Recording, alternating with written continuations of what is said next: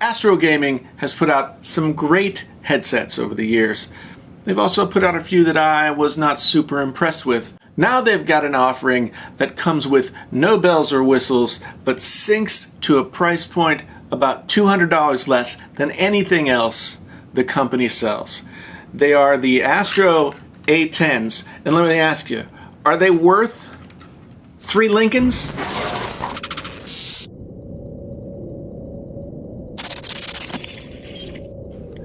Astro has never widely released, to my knowledge, a headset that costs less than $250 in the Astro A40. There's a ton of competition in the gaming headset market these days. Companies like HyperX have made lower cost headphones competitive, at least in terms of sound quality, to the higher priced players in the market. It's a smart move for Astro to put out a headset like this. They get to suck up some of that market from the sub $100 range, and maybe the A10s are a gateway drug to higher priced models like the A40 and A50. But it's only a smart move if the headset doesn't suck. So let's talk some pros and cons and see how they hold up. First off, let's talk about the build. Solid plastic, nothing special, nothing fancy, nothing that feels too premium. But Astro claims that you can beat the hell out of these things and they won't break. I've reviewed a lot of headsets, and one of the most frequent comments that I get is that headsets break, usually around this place right here. I don't know what people are doing with their headsets. I don't know if they have giant heads or whatever, but it just seems to be something that happens. But Astro claims their build will solve this problem, and they put their money where their mouth is, or something like that. The plastic is very malleable. It's soft. There is a metal band inside here, and it likely will bend if you really torque these things out of shape. But that's not an everyday use case now, is it? I imagine they'd be fine if you threw them against the wall in the midst of a rage quit.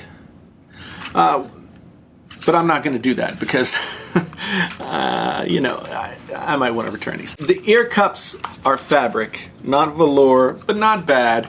The opening is a little narrow and sort of odd-shaped with this thing.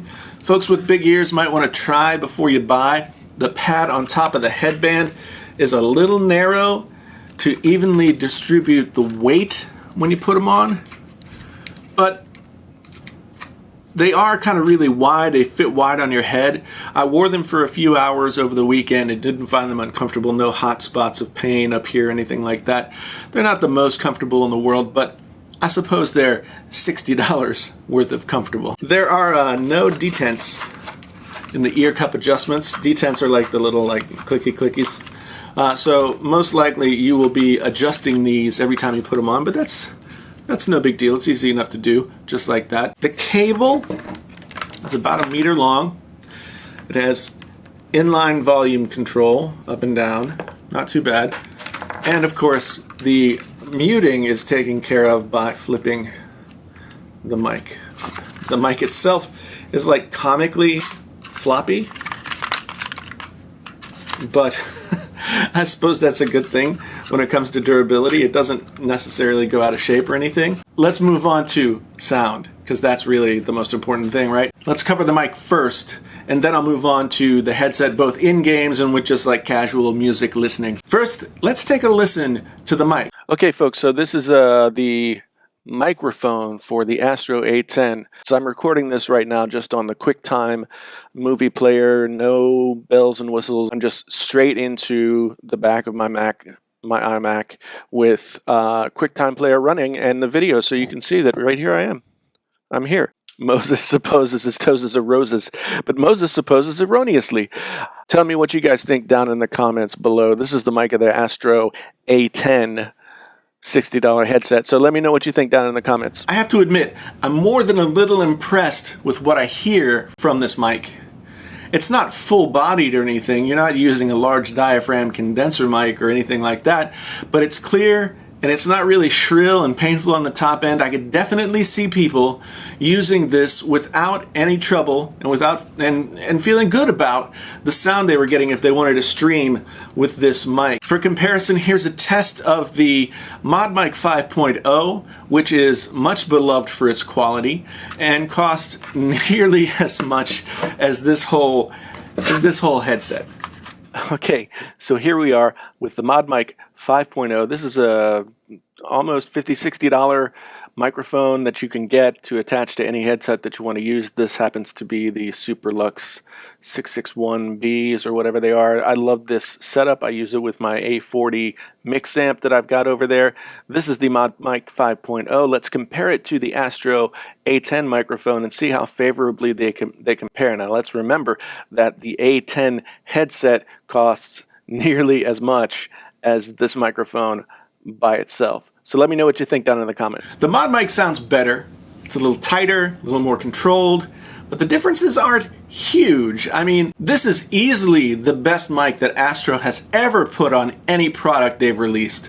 They've figured something out. Let's hope that this quality carries over to the mics on their more higher priced offerings, because basically those mics are garbage compared to this. I played a couple hours of games on the PS4 with the A10s, everything from Battlefield 1 to Witcher 3, to try and see how they did, both with the booming sort of combat type stuff where you want to be able to hear the footsteps, but you also want to feel the atmosphere. And then I also went on this more subtle sound design with stuff like Witcher 3.